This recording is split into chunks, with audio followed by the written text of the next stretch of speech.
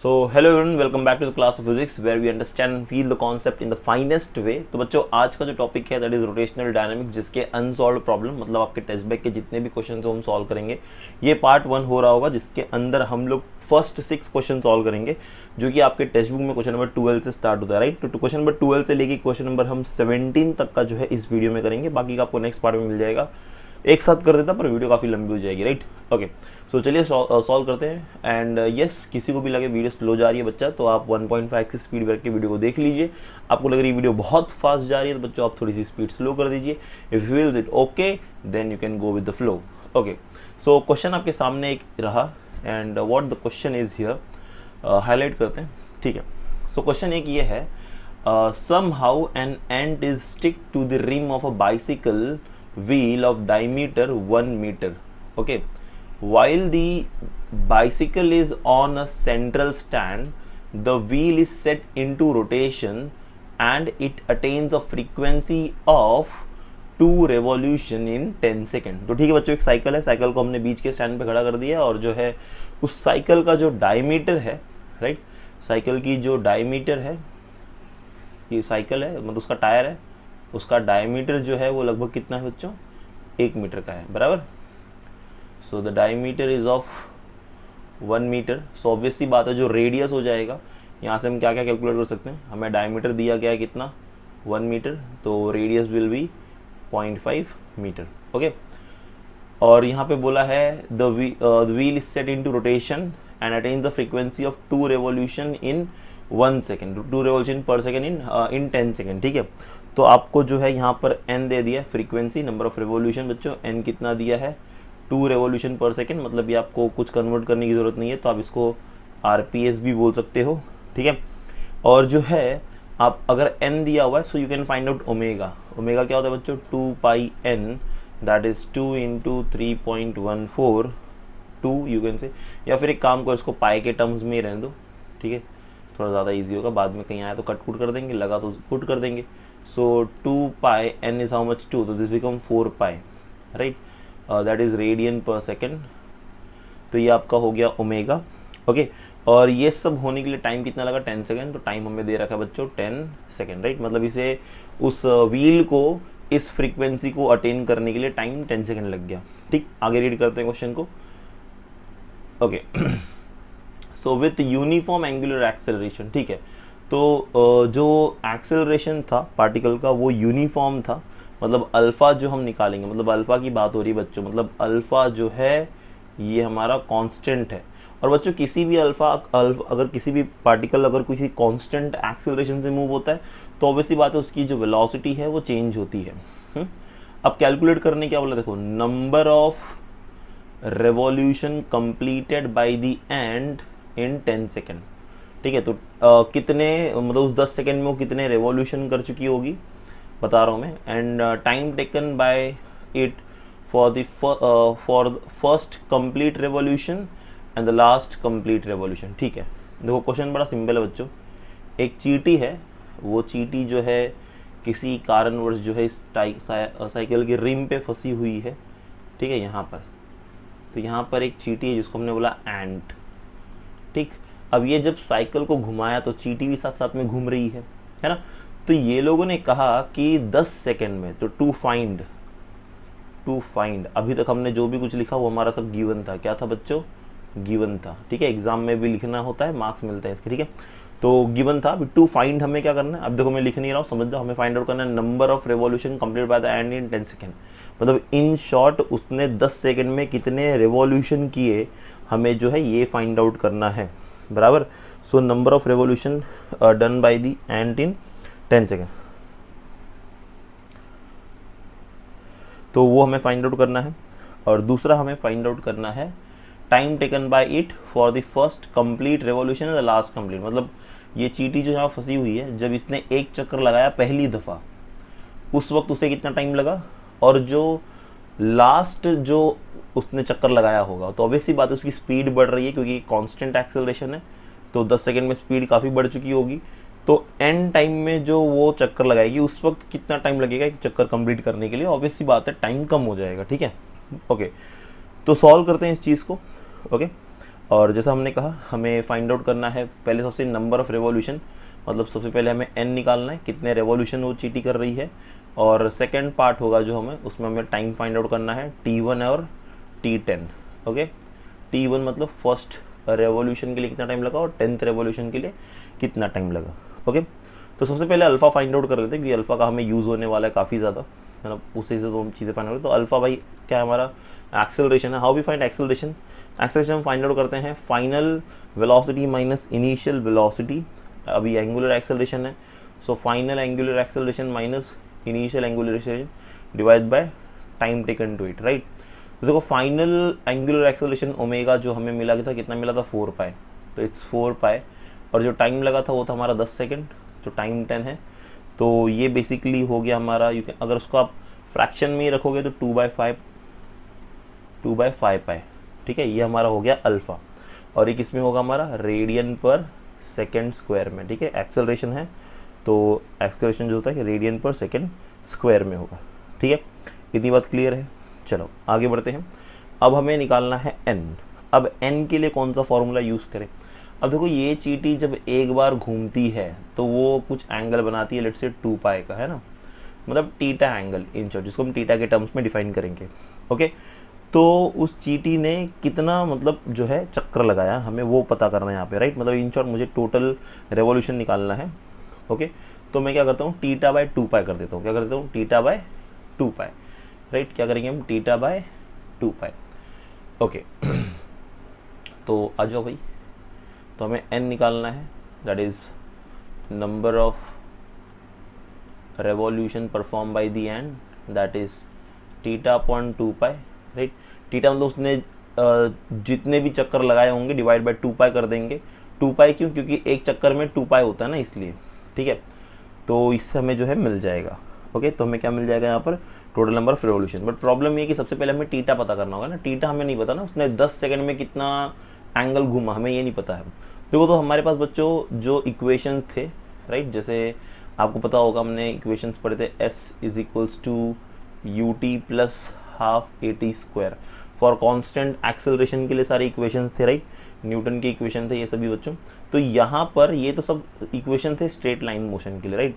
But जब angular होता है तो ये जो टीटा है ये मेरा डिस्प्लेसमेंट है, विच is nothing but theta, that is angular displacement.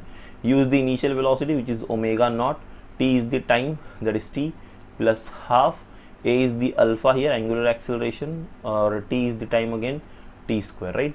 अब ये वैल्यू पुट करो, टीटा मिल जाएगा। ओमेगा तो इनिशियल 0 है तो 0 इंटू 10 कर दो भाई, 0 ही आने वाला है, प्लस हाफ अल्फा हमें मिला था बच्चों, आई थिंक कितना 5/2 था ना, हाँ sorry 2/5, so it's 2/5 pi, okay, into T हमारा 10 दैट इज 100, ठीक है।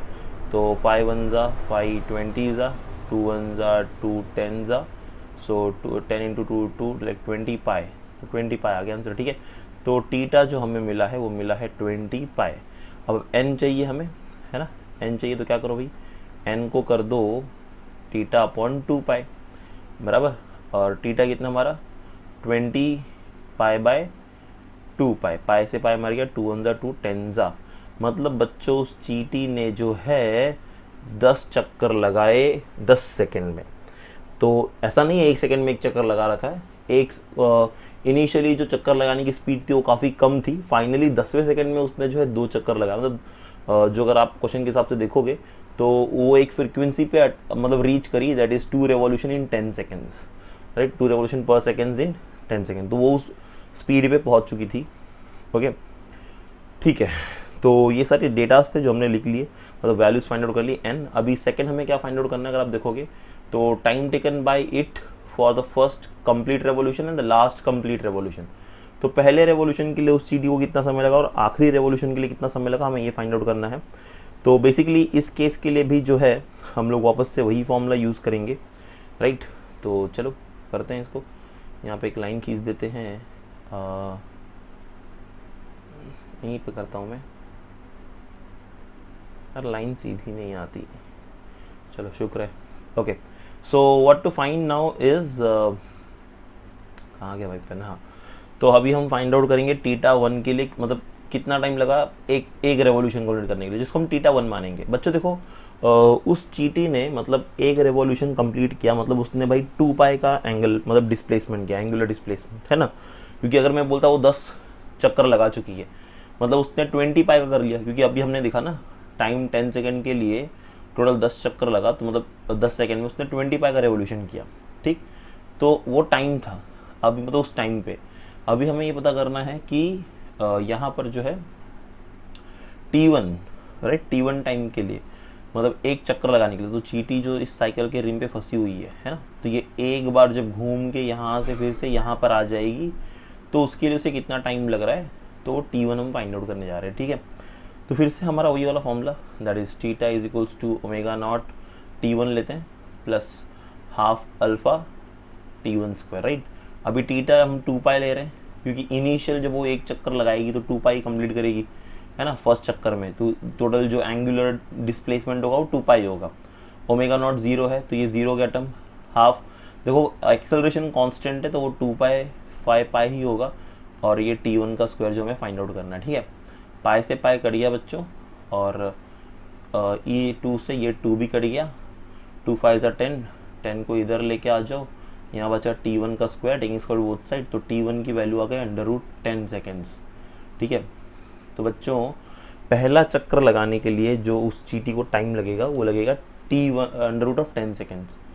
सेकेंड फाइंड आउट करते हैं। अब देखो इसके लिए हम ऐसे करेंगे, हम क्या करेंगे ना बच्चों, उस चीटी को मतलब जब वो 9वां चक्कर लगाएगी, ठीक है ना, चीटी जब हमारा 9वां चक्कर लगाएगी तो उस समय का हम टाइम निकालेंगे बराबर, मतलब जब 9 चक्कर लगा चुकी होगी उसका टाइम निकालेंगे, और 10वें का टाइम तो हमें पता ही है ना, 10वां चक्कर जब लगाती है उसका टाइम हमें पता है, क्योंकि यहाँ पे बोला ना 2 revolution per second in 10 second.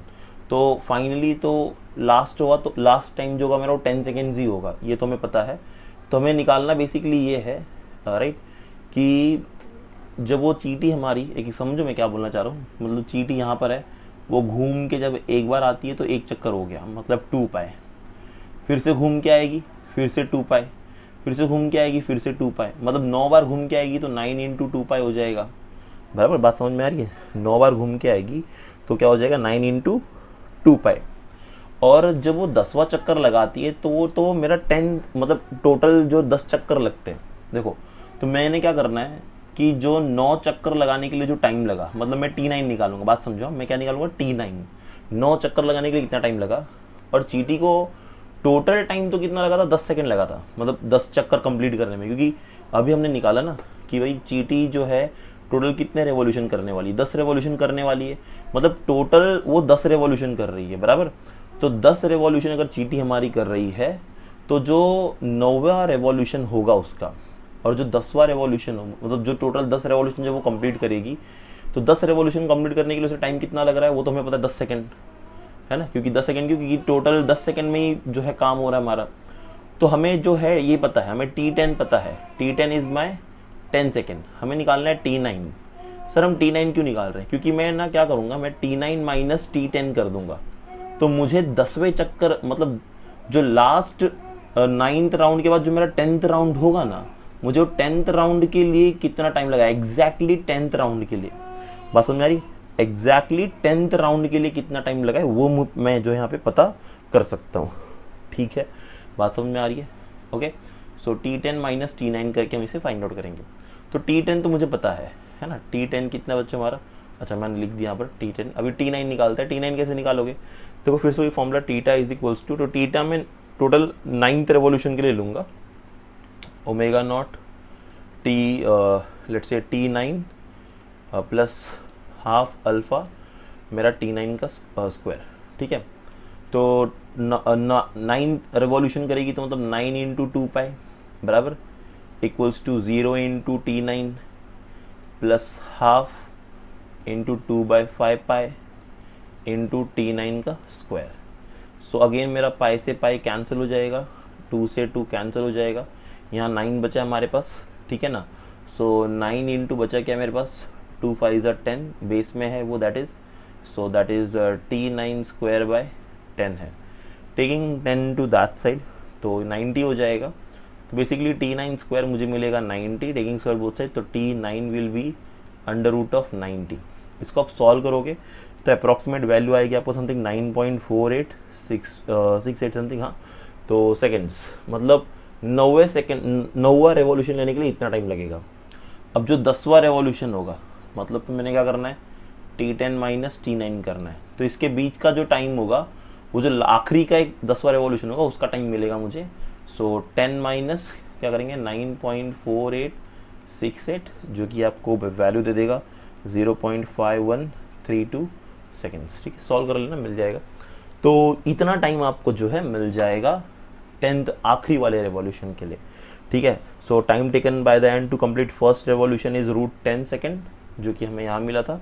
And for the like to complete the last 10th revolution is the time taken is 0.5। तो देखो टाइम में काफ़ी डिफरेंस है। ओके, चलो, सो ये हमारा पहला क्वेश्चन जो था ये होता है एंड। आते दूसरे क्वेश्चन पे। तो ये आपके टेक्स्ट बुक का क्वेश्चन नंबर 13 है, जो मैं अभी सॉल्व करने जा रहा हूँ, राइट। आई होप आपको पिछला क्वेश्चन समझ में आ गया होगा, नहीं समझा होगा तो भाई पीछे वापस से बैक करके देख लेना। Okay, so the question is here, coefficient of static friction between a coin and a gramophone disc is 0.5 and radius of the disc is 8 centimeter. Initially the center of the coin is pi centimeter away from the center of the disc. So at what minimum frequency will it start slipping from 25 there? Okay, so 25 there, कुछ question में गड़बड़ है क्या, हमने ऐसा कुछ तो नहीं लिखा था। Okay, so I think from there आएगा, ये 25 नहीं आना चाहिए मेरे हिसाब से क्वेश्चन में। मैं क्रॉस चेक कर लेना, नथिंग नहीं आएगा, राइट। फ्रॉम देयर आएगा बस, राइट। क्वेश्चन आएगा कैसे, फ्रॉम देयर। तो आपको पूछा है at what minimum frequency will it start sleeping from there and by what factor will the answer change if the coin is almost at the rim. ठीक है, पहले क्वेश्चन समझो क्या है। क्वेश्चन समझ गया तो क्वेश्चन सॉल्व करना काफ़ी आसान हो जाएगा। देखो हमको ना एक ग्रामोफोन है, ग्रामोफोन समझते बच्चों, पहले एक आता था ना, गाना बजता था, घूमता था सेंटर से, ये इसकी सेंट्रल एक्सिस है। ठीक है, यहाँ से मस्त ये घूम रहा है ऐसे, और बैकग्राउंड में साउंड बज रहा है। आप लोगों ने मूवी देखी 3 इडियट, जब वो क्या नाम था यार खड़ूस का उसका, हाँ, वायरस। तो जब वो वायरस दाढ़ी बनाने के लिए बैठता है तो बैकग्राउंड में जो म्यूज़िक चलती है ना, राइट, तो उस समय। ओके, मेरे बैकग्राउंड में कुछ साउंड आया भी है ना, हाँ। तो यहाँ पर इसमें सबसे पहले जो है एक कॉइन रखी गई थी। ठीक है, एक कॉइन रखी थी हमने, लेट्स से यहाँ से यहाँ पर। तो इनिशियली हमने कॉइन रखा पाई सेंटीमीटर पे। ठीक है, तो लेट्स से ये मेरा रेडियस है स्मॉल आर, और ये ग्रामोफोन का रेडियस हो जाएगा मेरा कैपिटल आर। ये ग्रामोफोन का रेडियस है कैपिटल आर। तो पहले हमने उसको स्मॉल आर पे रखा और ये पूरा हो जाएगा कैपिटल आर। ठीक है, यहाँ से यहाँ तक। तो अभी जब मैंने कॉइन को यहाँ पे रखा तो उस समय ये लोग ने पूछा which is pi centimetre away, और आपको जो है रेडियस ग्रामोफोन का मतलब ये दे रखा है। देखो coefficient of static friction and the gramophone disc is 0.5। आपको म्यूएस दिया बच्चों, coefficient of static friction that is 0.5 and radius of the disc दिया हुआ है आर, मतलब कैपिटल आर दिया आपको, that is 8 centimetre which is nothing but 8/100 metre, है ना।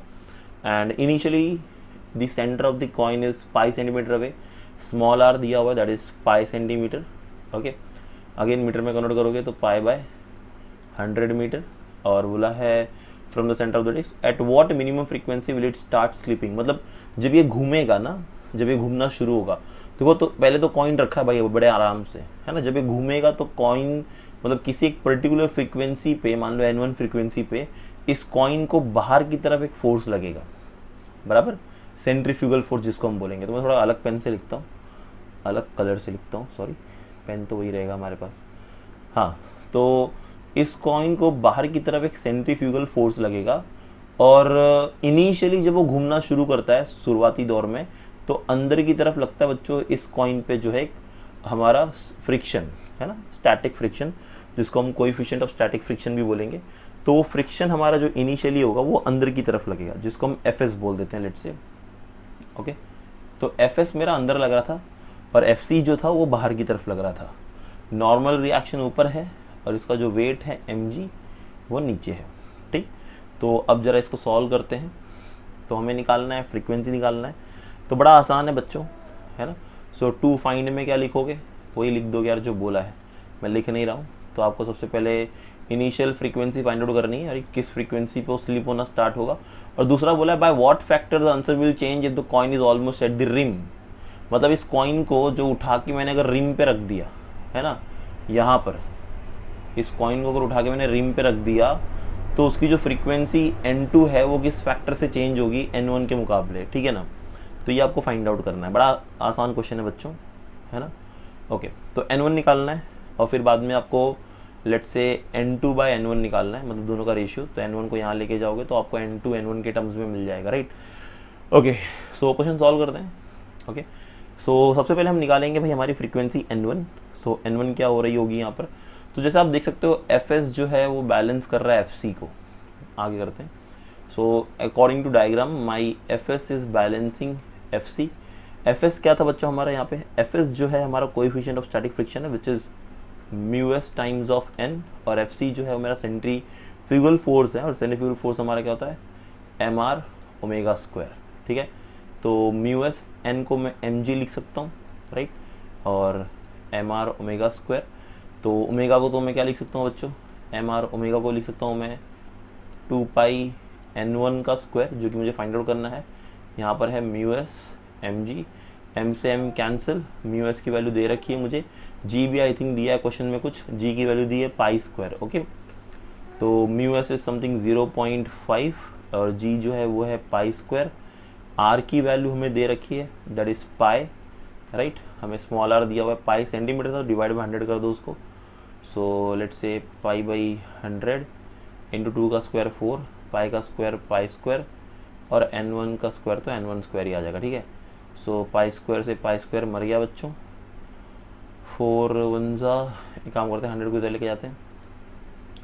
तो 0.5 into 100 divide by 4 pi equals to n1 square, right. So इसको सॉल्व करो, राइट, इसको सॉल्व करोगे तो आपको वैल्यू मिलेगी कुछ। तो लेट्स से ये तो हो जाएगा हमारा 50, सो 50 बाई 4 नीचे पाई है equals to n1 square, line मार देते हैं। हाँ, सो अब मैं बच्चों ये पूरा सॉल्व नहीं करूँगा, मैं थोड़ी देर में डायरेक्टली फाइनल से लिख दूँ, सॉल्व करते बैठने में टाइम चला जाएगा काफ़ी। 2 ज़ा 25 ज़ा, ठीक है, तो 2 बाई 25 मिल रहा है मुझे आंसर यहाँ पर जो मिल रहा है।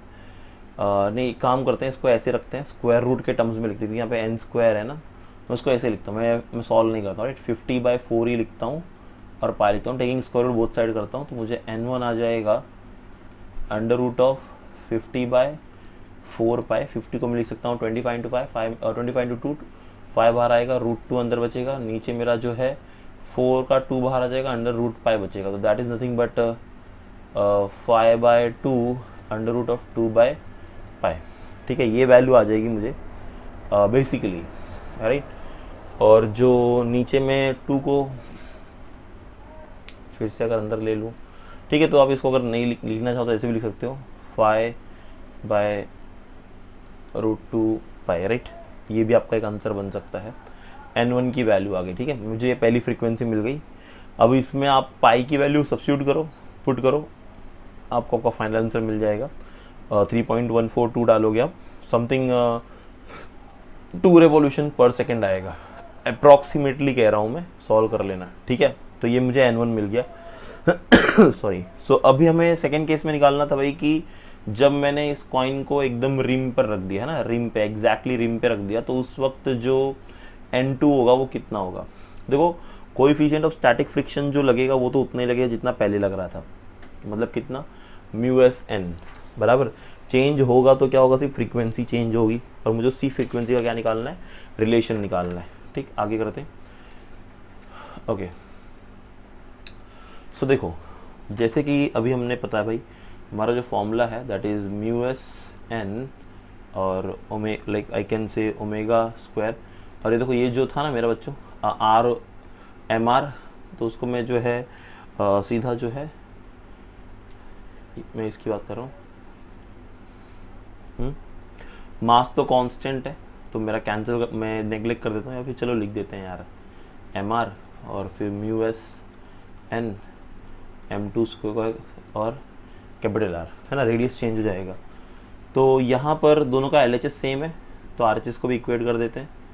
सो M R equals to m1 square M R, mm cancel, so m2 square R equals to omega, sorry not m2, omega 1 square small r, right?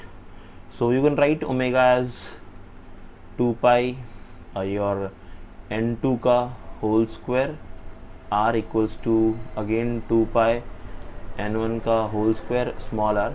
So 2 pi आपका कैंसिल हो जाएगा, बचेगा n2 square r equals to n1 square r. So your n2 by n1 whole square will be nothing but your small r by capital R, right?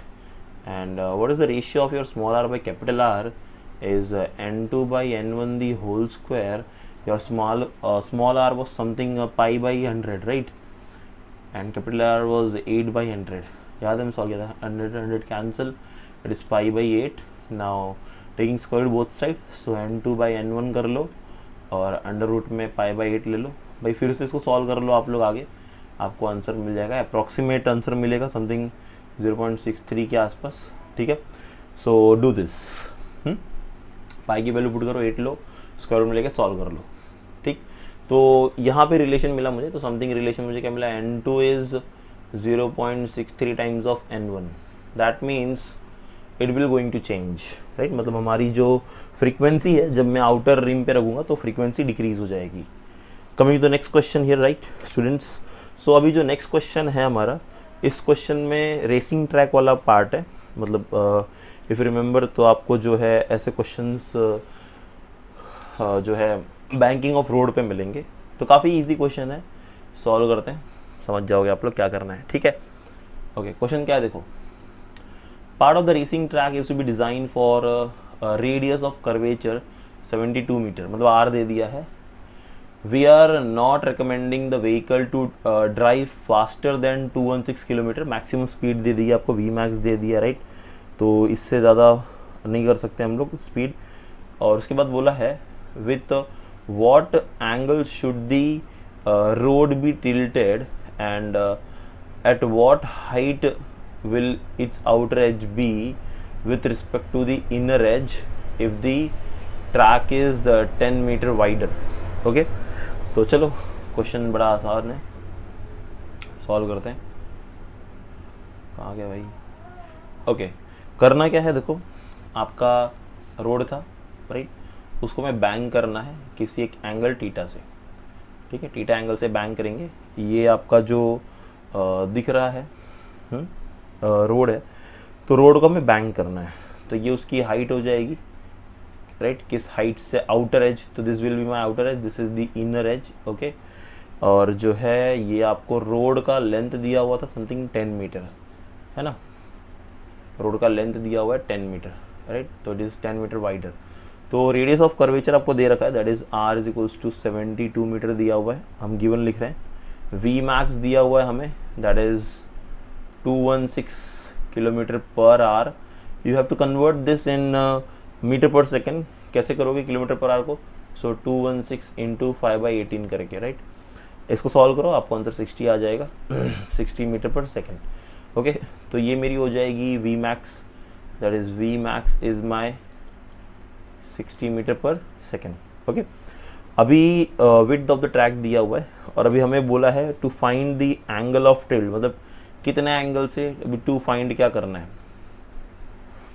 ना। So what angle should the road be tilted, मतलब हमें theta find out करना है, and at what height the outer edge, मतलब in short हमें जो है यहाँ पर एच फाइंड आउट करना है, राइट, एज कम्पेयर टू, तो टीटा निकालना है और एच निकालना है, ओके। सो सिंपल, हमारे पास फॉर्मूला था इसके लिए, तो कोई टेंशन लेने वाली बात नहीं है। If you remember the formula, नहीं आता तो मैं लिख देता हूँ। तो हमारा फॉर्मूला था tan theta is equals to V square by R g, right, ये फॉर्मूला था हमारे पास। So tan theta is V square by R g, So I can write here tan theta is equals to, how much is my v, that is 60, तो 60 का whole square divided by r is nothing but my 10 and g is nothing but my g is my 10 and r is my 72. okay, so values put करते हैं, तो this will become 3600 divide by 10 into 72, 0 से 0 cancel हो गया, solve कर लो, you will get 5. Okay, so 5 मिलेगा, तो आपको मिला tan थीटा इज 5, take tan this side, so you will get theta is equals to tan inverse of 5. Okay, अब ये tan इनवर्स ऑफ 5 की वैल्यू कैसे निकलेगी बच्चों, तो नेचुरल टेंजेंट में जाओगे आप, ये जो 5 है ना इस नंबर को ढूंढोगे, तो you will search for 5.000, right. तो जहाँ पे आपको एग्जैक्ट 5.00 की वैल्यू मिलेगी, तो वो आपको वैल्यू मिल जाएगी theta equals to something 78.69 degree पे.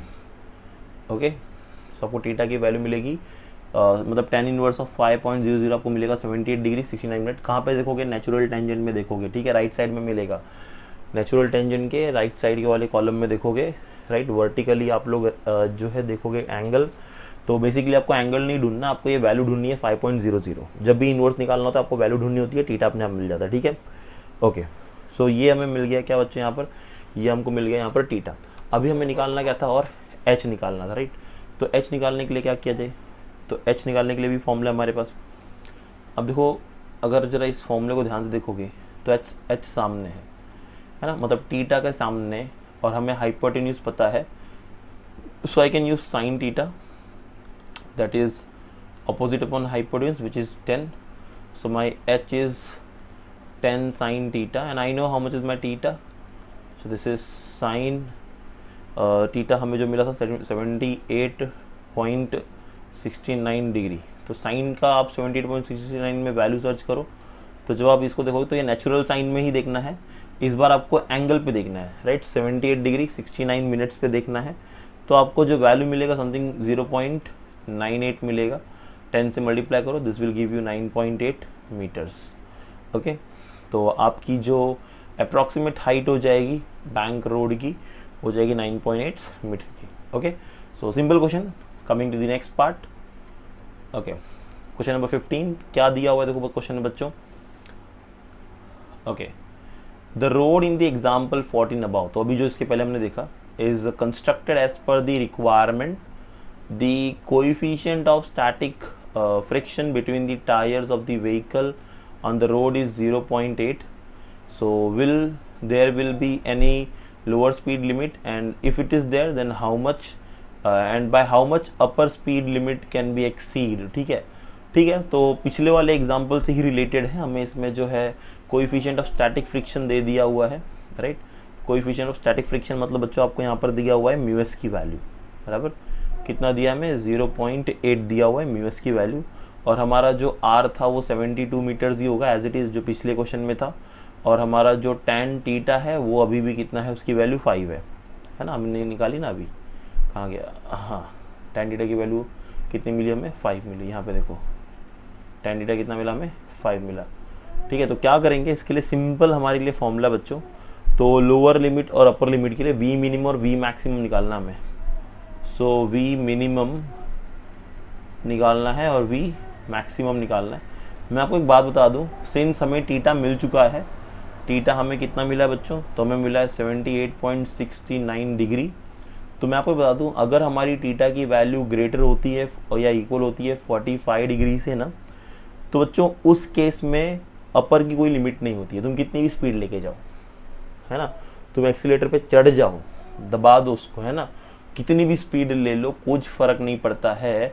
अगर आपका थीटा ग्रेटर है 45 डिग्री से, आपको मैक्सिमम स्पीड की कोई लिमिट ही नहीं है, आपका गाड़ी पलटेगा नहीं, बिंदास, है ना, क्योंकि एंगल ग्रेटर देन 45 है या इक्वल टू 45 है.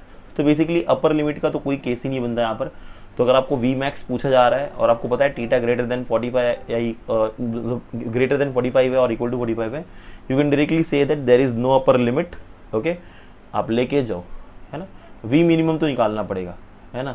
मिनिमम क्यों निकालना पड़ेगा भाई, देखो गाड़ी हमारी यहाँ पर है ना, यहाँ पर हमारी गाड़ी है, तो एक मिनिमम स्पीड तो होनी चाहिए, वरना गाड़ी लुढ़क जाएगी हमारी नीचे की तरफ, है ना.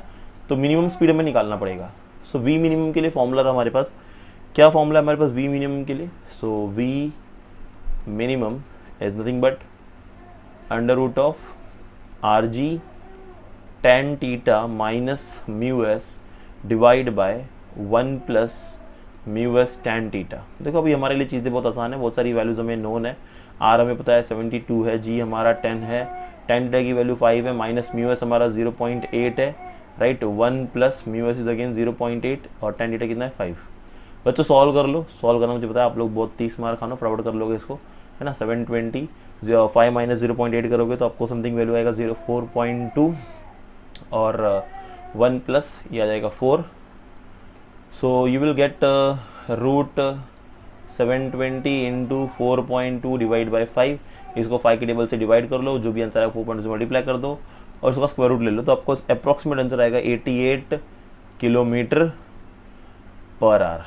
ठीक है, तो बेसिकली मैं तो फाइनल आंसर बता रहा हूँ, पर आपको जो इसको सॉल्व करके आंसर मिलेगा वो मीटर पर सेकेंड में मिलेगा, और मीटर पर सेकेंड में आपको जो वैल्यू मिलेगी that is 24.6 metre per second.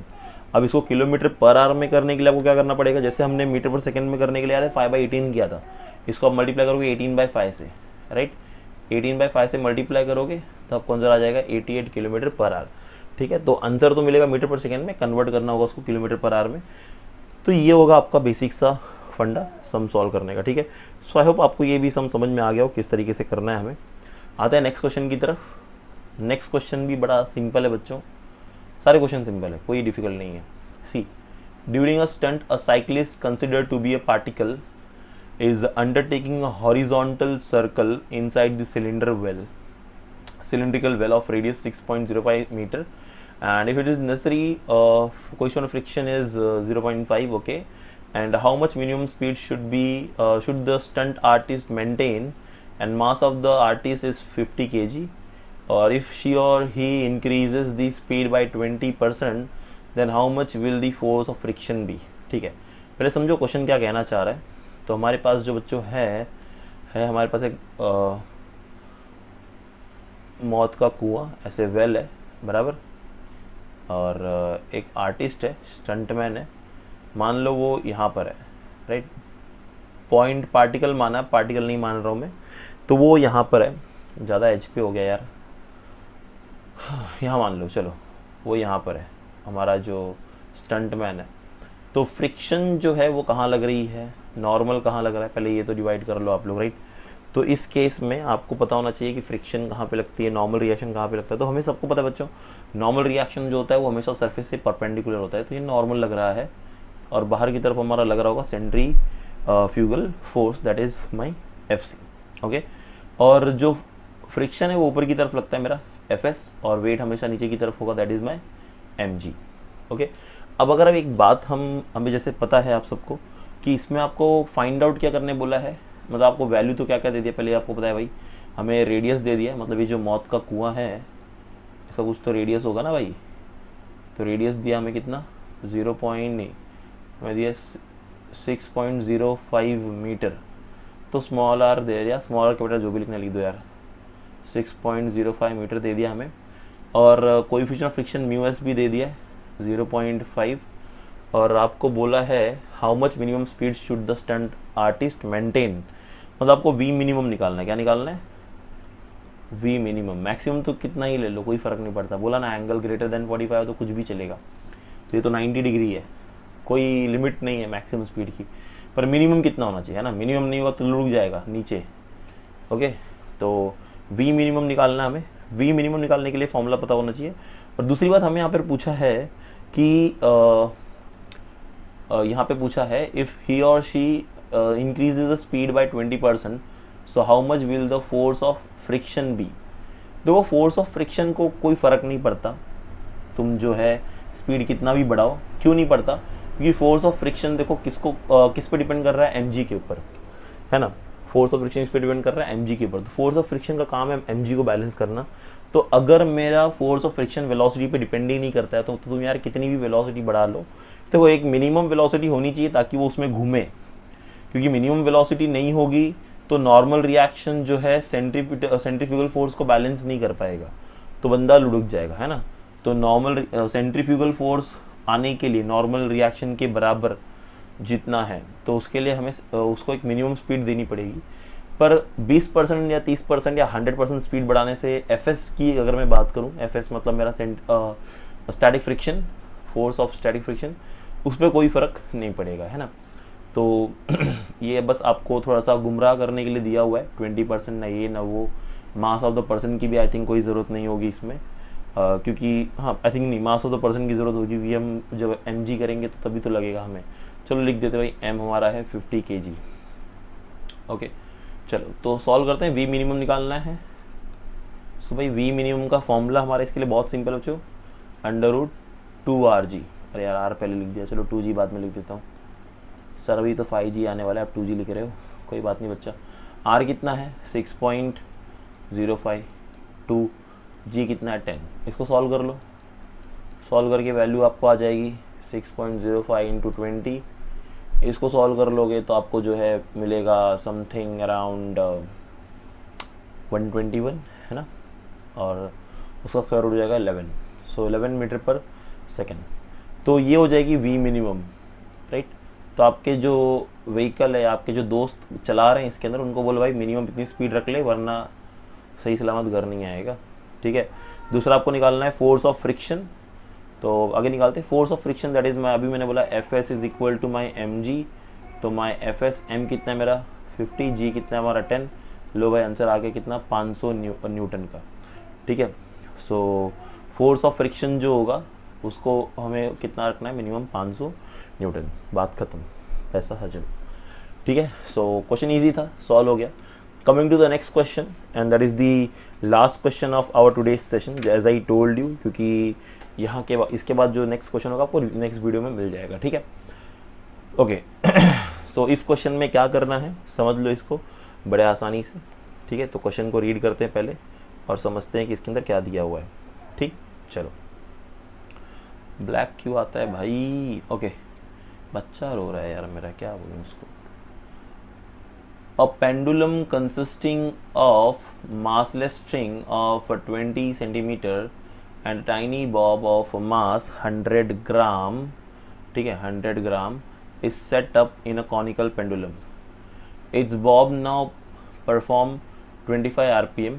Calculate the kinetic energy and increasing in the gravitational potential energy of the bob, और use pi square की वैल्यू एज अ 10, ठीक है।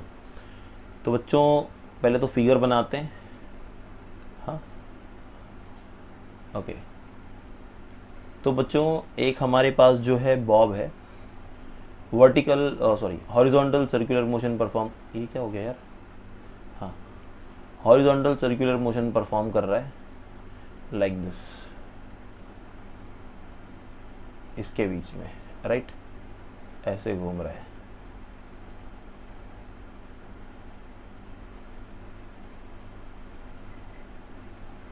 तो एक बॉब है, right, Bob in the sense कोई एक ball है, एक बॉल है, ठीक है, ये इसके अंदर घूम रही है, और घूमते वक्त ऑब्वियसली कुछ रेडियस बना रहा है, और इसकी कुछ हाइट है अभी, राइट, ये हाइट है, ये एच हाइट है, ये रेडियस है, ये लेंथ ऑफ द स्ट्रिंग है, ठीक। अभी इस क्वेश्चन में आपको बोला ये है कि एक पेंडुलम, मतलब एक pendulum consist of massless string 20 centimetre. तो स्ट्रिंग को मासलेस बोला है, 20 सेंटीमीटर है, मतलब एल अपने को दिया है 20 centimetre which is nothing but 0.2 metre, और and tiny bob of massless 100 gram. तो बॉब जो है, मतलब ये जो छोटा सा बॉब है ना, इसका मास दिया हुआ है हमें। तो mass of the Bob is 100 gram which is 0.1 kg, okay. और आपको दिया हुआ है frequency that is 75 rpm revolution पर मिनट, सेकंड में कन्वर्ट कर लो भाई, 75 डिवाइड बाई 60 कर लोगे तो rps आ जाएगा, है ना, क्या जाएगा rps। तो ओमेगा निकल जाएगा हमारा। ओमेगा क्या होता है बच्चों, 2πn होता है, मतलब फ्रीक्वेंसी। सो 2 इंटू पाई इंटू 75/60 कर दो, ये आपको rps में आ जाएगा, ओके।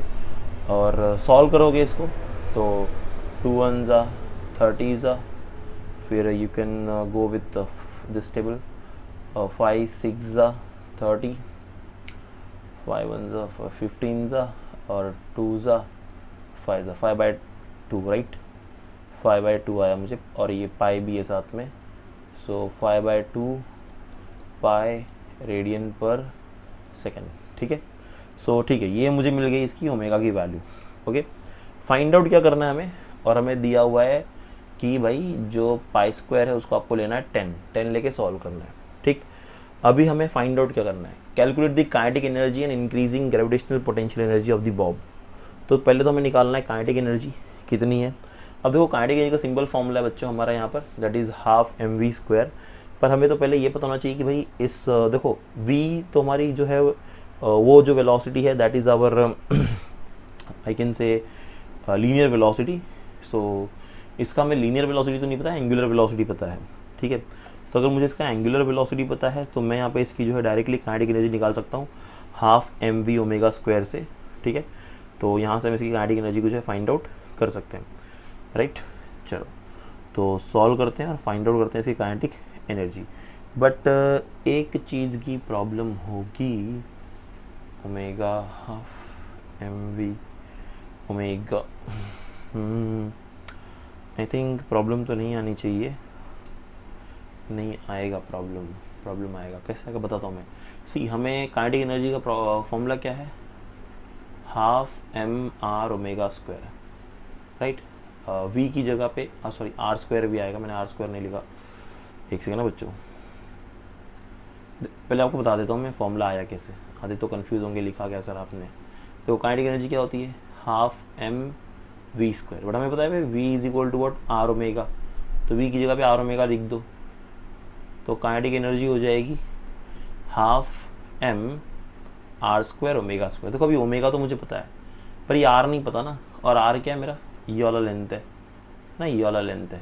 हाँ हमें इतना पता है कि यहाँ पे एंगल थीटा बन रखा है।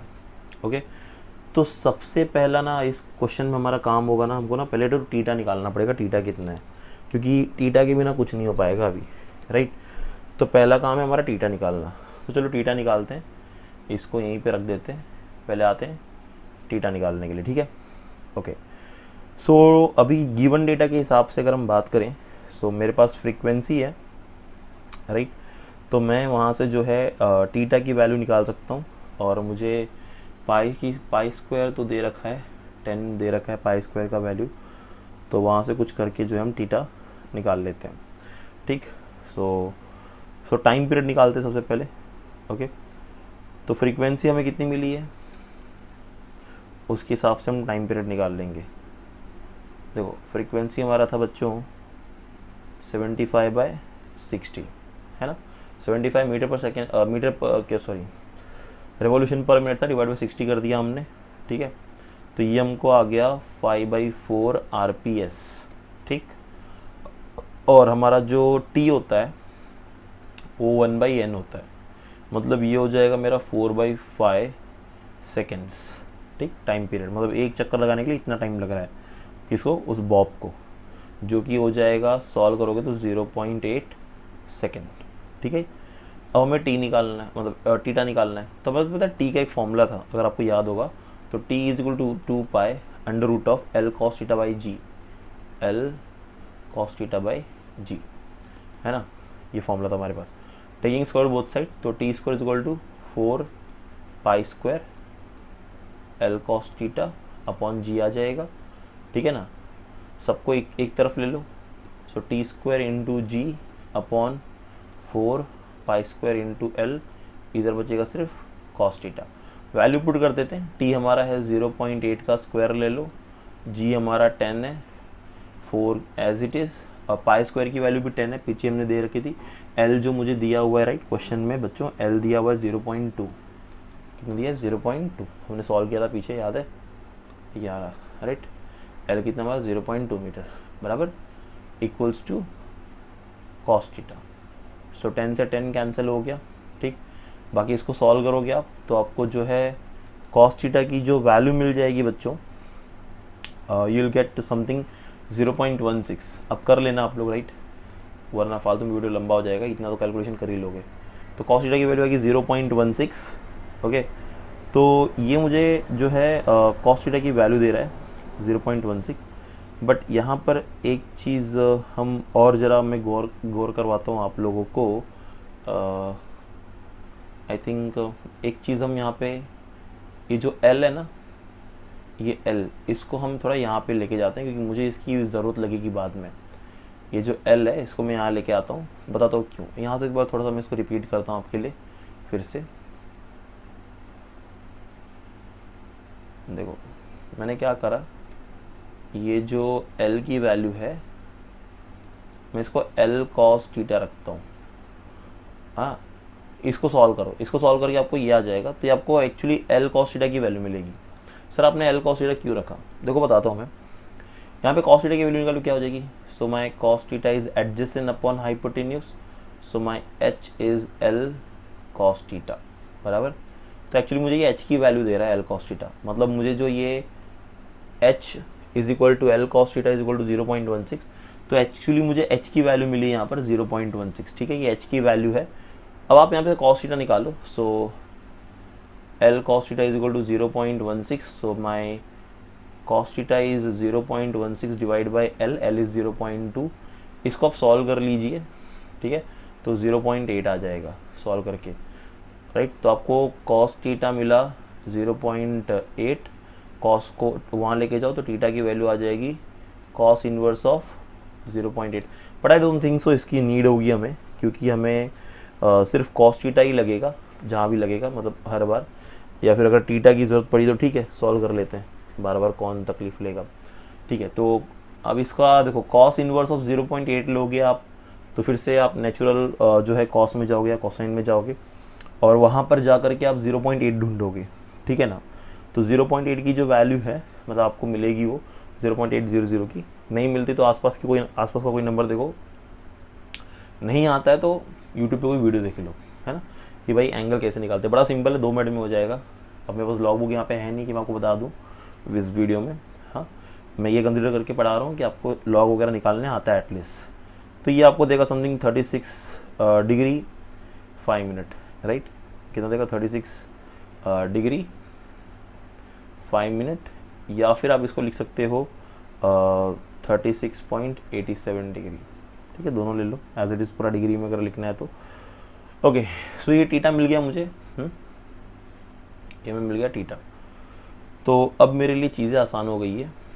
क्यों आसान हो गई है, क्योंकि बताता हूँ मैं। देखो काइनेटिक एनर्जी का फॉर्मूला क्या लिखा था हमने, half M R square omega square, ठीक। तो अब मैं यहाँ पे करता हूँ वैल्यू को substitute, so my kinetic energy is half M R square omega square. पर बच्चों तो आपको आर स्क्वायर की वैल्यू क्या होगी यहाँ से, देखो आर जो है वो थीटा का सामने वाला साइड है, बराबर। अगर मैं एक ट्राइंगल को देखूँ, इसको एक राइट एंगल ट्राइंगल, ये पॉइंट और ये पॉइंट और ये पॉइंट, तो मुझे कॉस थीटा जो मिलेगा, साइन थीटा जो मिलेगा, sign theta is opposite upon hypotenuse, मतलब इन शॉर्ट यहाँ से मुझे जो है आर की वैल्यू मिल जाएगी एल साइन थीटा, बराबर ना। तो मैं आर को एल साइन थीटा लिख सकता हूँ, तो यहाँ पे आर की जगह एल साइन थीटा लिख देंगे, तो हाफ एम हमारा कितना था बच्चों 0.1, that is again L sine theta का whole square into omega, omega का वैल्यू कितना मिल रखा था हमें, दैट इज दिस 5/2 पाई, बराबर। सो हो जाएगा हमारा 5/2 पाई का स्क्वायर। अब आप इसको सॉल्व कर लो, राइट, हाफ इंटू 0.1, एल आपका कितना है 0.2 का स्क्वायर साइन थीटा। अभी आप साइन थीटा की वैल्यू पुट कर दो, साइन थीटा आप कितना लिखना है अभी यहाँ पर, तो यार sine theta is this 0.36 sine 36 degree 5 minute पे देखोगे, ठीक है, इंटू 25/4 इंटू पाई।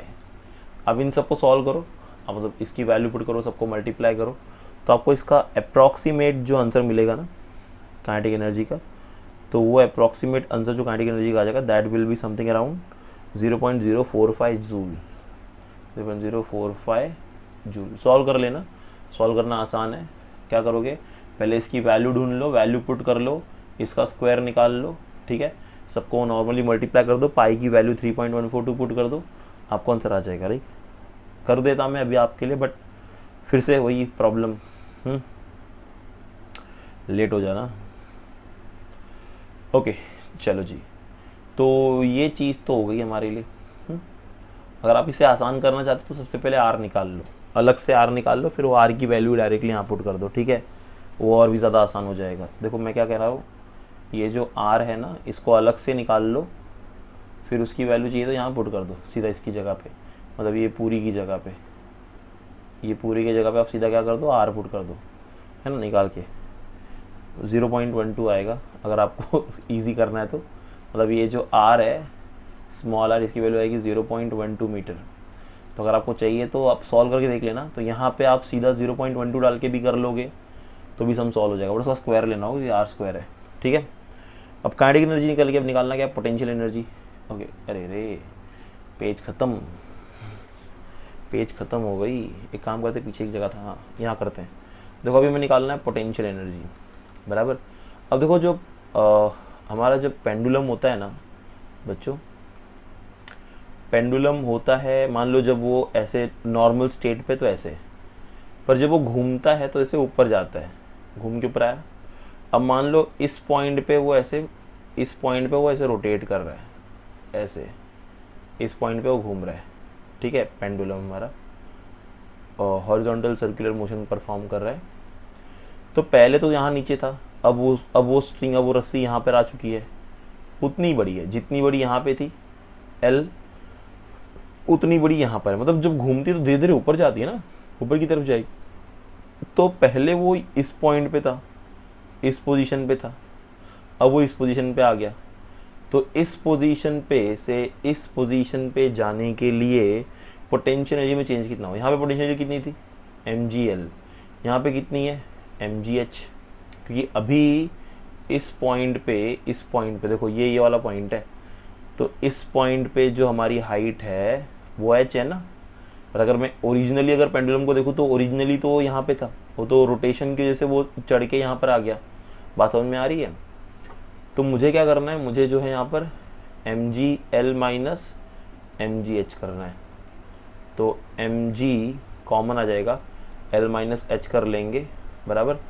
तो mgl कितना हमारा बच्चों 0.2 है, 0.2 है ना l।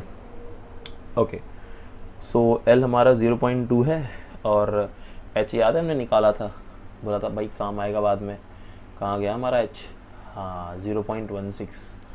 तो यहाँ पे रख दो 0.16। अब m की वैल्यू पुट कर दो 0.1, g कितना है 10, ये 0.2 माइनस 0.16, इसको सॉल्व करोगे तो 0.04 आ जाएगा। तो ये हो जाएगा 1 अप्रॉक्सीमेटली, 1 इंटू 0.04, बराबर। सॉल्व करके तो 1 से मल्टीप्लाई तो सेम आंसर आएगा, तो 0.04 जूल। तो ये हो जाएगी आपकी पोटेंशियल एनर्जी। इसको करने का एक और तरीका है, अगर h नहीं निकाला हुआ है तो किसी बुक में आपको एक फॉर्मूला और दिखाई देगा, mgl माइनस mg। अभी h क्या था बच्चों, याद है h का फॉर्मूला लिखा था l cos थीटा, है ना। तो h की जगह पे आप लिख दोगे l cos थीटा, तो mg को कॉमन ले लो, l को भी कॉमन ले लो, तो mgl कॉमन आएगा, अंदर बचेगा 1 माइनस cos थीटा। याद है एक फॉर्मूला और होता है पोटेंशियल एनर्जी का, तो आपको बहुत सारे बुक में ना डायरेक्टली ये फॉर्मूला देखने को मिलता है। जैसे h नहीं पता है तो सीधा ये फॉर्मूला लिख देते हैं mgl 1 माइनस cos थीटा। तो बच्चे ढूंढते रहे किधर से आ गया, किधर से आ गया, कहीं से नहीं आया, वही है जो हम कर रहे हैं, ठीक है। ओके, सो आई होप आपको चीज़ें समझ में आ गई हो, जो भी कुछ हमने क्लास में किया हो, राइट। सो तब तक के लिए bye bye, take care, love you, see ya. मिलते हैं नेक्स्ट क्लास में। नेक्स्ट क्लास में हम उन सभी चीज़ों को सॉल्व करेंगे जो बचे हुए पेंडिंग 6 प्रॉब्लम्स है हमारे, राइट। तो 17 तक मैंने करा दिया, 18 से लेके 22 जो कि आपको नेक्स्ट वीडियो में मिल जाएंगे। So bye everyone, take care, love you, मिलते हैं नेक्स्ट।